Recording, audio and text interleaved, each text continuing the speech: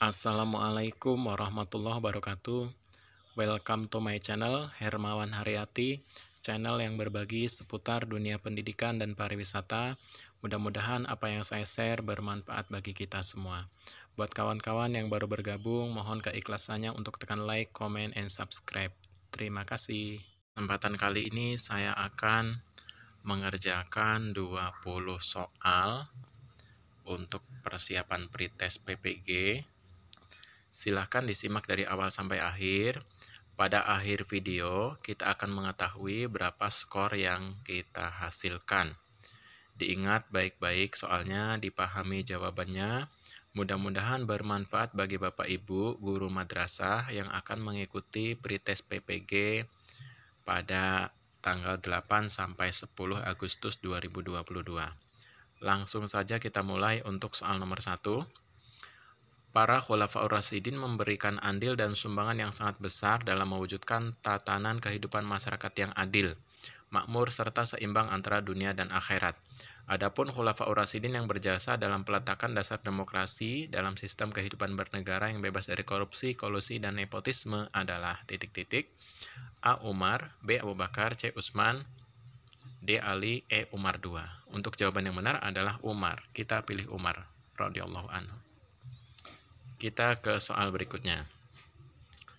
Salah satu jasa yang telah dicapai oleh Khalifah Umar bin Khattab dan masih dikenang oleh masa masyarakat sampai saat ini adalah A.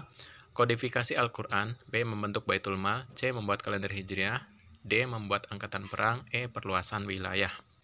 Jawaban yang benar adalah membuat kalender Hijriah. Jadi ini adalah jasa Khalifah Umar yang kita rasakan sampai saat ini.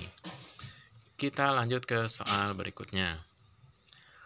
Orang yang dianggap sebagai pembangun utama dinasti Abbasiyah adalah A. Abu Ja'far al-Mansur, B. Abdul Abbas as-Saffah, C. Harun ar-Rasyid, D. Al-Makmun, E. Muawiyah. Untuk jawaban yang benar adalah A. Abu Ja'far al-Mansur. Beliau adalah pembangun utama dinasti Abbasiyah. Kita klik. Kita ke soal berikutnya. Khalifah yang menjadikan bahasa Arab sebagai bahasa resmi negara adalah A. Muawiyah, B. Walid bin Abdul Malik, C. Umar bin Abdul Aziz, D. Harun ar-Rasyid, E. Abdul Malik bin Marwan. Jawaban yang benar kita pilih E. Kita lanjut ke soal berikutnya. Penyebaran agama Islam di Nusantara dilakukan dengan menyatukan budaya lokal dengan agama Islam, sebagaimana yang dilakukan Sunan Kalijogo dengan wayang kulitnya yang digunakan untuk berdakwah. Metode seperti ini disebut A. Asimilasi, B. Akulturasi, C. Aneksasi, D. Asosiasi, E. Sosialisasi. Jawabannya adalah akulturasi karena perpaduan budaya. Kita pilih B. Kita lanjut ke soal berikutnya. Sampai akhir abad ke-7, Islam berkembang pesat namun masih terbatas di belahan dunia timur. Ekspansi yang dilakukan paling jauh hanya mencapai Afrika Utara, yaitu saat Abdul Malik menjadi khalifah dan dari dinasti Umayyah. Benua Eropa yang diwakili oleh Semenanjung Andalusia, Iberia, baru dimasuki ketika Tariq bin Malik melakukan penyelidikan yang kemudian dilakukan dengan penguasaan wilayah oleh A. Khalid bin Walid, B. Salahuddin al-Ayyubi, C. Omar Mukhtar, D. Tariq bin Ziyad, E. Abu Ubaidah. Kita pilih D. Tariq bin Ziyad. Kita lanjut ke soal berikutnya. Pada tanggal 10 Muharram di Jawa dan juga di Aceh ada tradisi memperingati hari Asyura. Peringatan ini ditandai dengan pembuatan bubur Asyura. Di Sumatera Tengah sebelah barat ada upacara tabut. Pernyataan ini menjadi argumen tentang awal mulanya Islam masuk ke Nusantara menurut teori A. Teori Arab, B. Teori Persia, C. Teori Cina, D. Teori Mekah, E. Semua salah. Jawaban yang benar kita pilih B. Teori Persia. Kita lanjut ke soal berikutnya. Pada era of Clarung, banyak umat Islam yang bisa menikmati belajar di Eropa, terutama Inggris dan Perancis pasca Napoleon Bonaparte melakukan ekspedisi di Iskandaria. Perbedaan istilah of Clarung atau Enlightenment yang muncul di Perancis dengan yang berlangsung di Inggris adalah A. Di Inggris para pemikir tidak mengakui Tuhan, sedangkan para pemikir di Perancis masih dapat menerima. B. Di Inggris filsafat pencerahan hanya menjangkau kalangan atas, sedangkan di Perancis berkembang secara populer. C. Di Inggris Aufklärung merupakan gerakan kelompok proletar, sedangkan di Perancis adalah gerakan bangsawan. D. Di Inggris aufklärung menyebabkan runtuhnya monarki, sedangkan di Perancis tidak. E. Semua salah. Kita pilih C. Di Inggris, aufklärung merupakan gerakan kelompok proletar, sedangkan di Perancis adalah gerakan bangsawan. Kita pilih C. Lanjut berikutnya. Wilayah kekuasaan kerajaan Khawarizmi membentang mulai dari Syir, Darya hingga Baghdad dan dari Sungai Indus hingga ke Laut Kaspia. Sayangnya, kekuasaan kerajaan Khawarizmi tak mampu bertahan lama karena diserang oleh Mongol yang dipimpin oleh A. Kubilai Khan, B. Genghis Khan, C. Timur Leng, D. Ögedei Khan, E. Toregene. Kita pilih B. Genghis Khan. Berikutnya, salah satu sifat Allah adalah Ar-Rahman yang ditafsirkan sebagai berikut. A. Allah Subhanahu wa Ta'ala memberikan kasih sayang kepada setiap manusia yang Dia kehendaki, baik yang taat maupun yang maksiat. B. Allah akan memberikan kenikmatan hanya kepada hamba-Nya yang bertakwa. C. Allah akan memberikan hidayah kepada siapa yang Dia kehendaki. D. Allah akan memberikan balasan surga dan neraka sesuai dengan amal perbuatan manusia. E. Allah akan memberikan azab bagi manusia yang berbuat maksiat. Kita pilih jawaban A.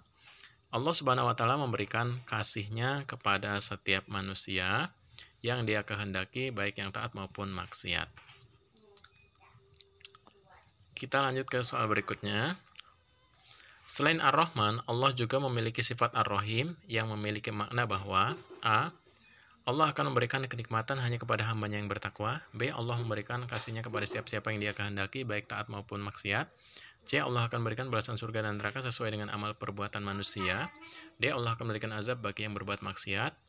E. Allah akan memberikan rezeki kepada seluruh makhluk yang ada di muka bumi. Kita pilih B. Lanjut ke soal berikutnya. Menyembunyikan kekafiran dengan menyatakan dan mengikrarkan keimanannya kepada Allah Subhanahu wa Ta'ala adalah sikap. A. Riya, B. Nifak, C. Sum'ah, D. Ridho, E. Takabur. Kita pilih B. Nifak atau munafik. Kita lanjut berikutnya. Kondisi kejiwaan atau sikap mental yang senantiasa menerima dengan lapang dada atas segala keputusan Allah disebut sabar, ridho, wara, tawakal, zuhud. Kita pilih ridho. Lanjut soal berikutnya.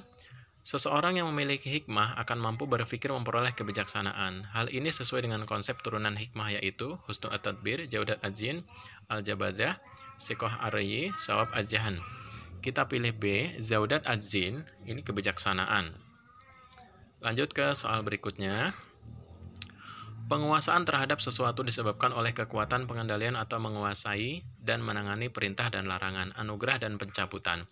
Adalah makna dari sifat Allah. A. Al-Malik, Ar-Rahim, Ar-Rahman, Ar-Rab, Ar-Razik. Kita pilih A. Al-Malik. Ada dua jenis takdir Allah yang ditetapkan untuk manusia, yaitu takdir mubram dan mu'alak. Maksud dari takdir mu'alak adalah A. Takdir yang Allah yang tidak bisa dirubah, B. Takdir yang masih bisa dirubah, C. Takdir yang masih berjalan, D. Takdir yang di akhirat, E. Takdir yang di dunia. Takdir mu'alak adalah takdir Allah yang masih bisa dirubah. Kita pilih B. Lanjut soal berikutnya. Ada beberapa bentuk sifat terpuji yang disukai Allah, diantaranya adalah khauf. Makna khauf adalah A. Ketaatan kepada Allah yang dilakukan secara terus-menerus. B. Perasaan takut terhadap siksa dan keadaan yang tidak mengenakan karena kemaksiatan dan dosa yang telah diperbuat. C. Mengharapkan sesuatu dari Allah. D. Perasaan malu untuk berbuat dosa. E. Perasaan cinta kepada sesuatu secara berlebihan. Kita pilih B. Khauf adalah perasaan takut terhadap siksa dan keadaan yang tidak mengenakan karena kemaksiatan atau dosa yang telah diperbuat. Di antara ciri-ciri orang yang istiqomah adalah A. Melakukan ibadah secara rutin, B. Memiliki perasaan takut terhadap siksa, C. Mengharapkan sesuatu dari Allah, D. Memiliki perasaan malu untuk berbuat dosa, E. Memiliki perasaan cinta. Istiqomah artinya melakukan sesuatu secara terus-menerus atau rutin. Kita pilih A. Salah satu implementasi dari sifat tablik adalah A. Menyampaikan informasi berupa ilmu pengetahuan dengan benar dan dengan tutur kata yang tepat. B. Menguasai materi pelajaran dengan terus-menerus belajar membaca. C. Memberikan reward kepada siswa menunjukkan prestasi. D. Mengakui kesalahan jika ada informasi yang diberikan kepada siswa ternyata keliru. E. Mengajar dengan tepat waktu. Jawaban yang benar adalah A. Menyampaikan informasi berupa ilmu pengetahuan dengan benar dan tutur kata yang tepat. Lanjut soal berikutnya. Dalam surat At-Taubah ayat 103 disebutkan khudz min amwalihim shadaqatan tutahhiruhum wa tuzakkihim biha. adalah mengandung pengertian A. Anjuran menunaikan sedekah biasa, B. Anjuran mensucikan diri dari kotoran, C. Kewajiban berzakat di waktu lapang, D. Kewajiban mengeluarkan zakat, E. Perintah mengambil harta orang kaya. Ini adalah perintah untuk berzakat. Kita pilih D. Kita kirim karena sudah kita selesaikan 20 soal. Kita lihat skor. Skor poin total 100. Itu artinya soal-soal yang tadi kita kerjakan betul semua. Silakan Bapak Ibu pelajari, ingat-ingat soalnya, pahami jawabannya, mudah-mudahan bermanfaat untuk menghadapi pretest PPG yang akan dilaksanakan pada tanggal 8 sampai 10 Agustus 2022. Kurang lebihnya saya mohon maaf, saya akhiri. Wassalamualaikum warahmatullahi wabarakatuh.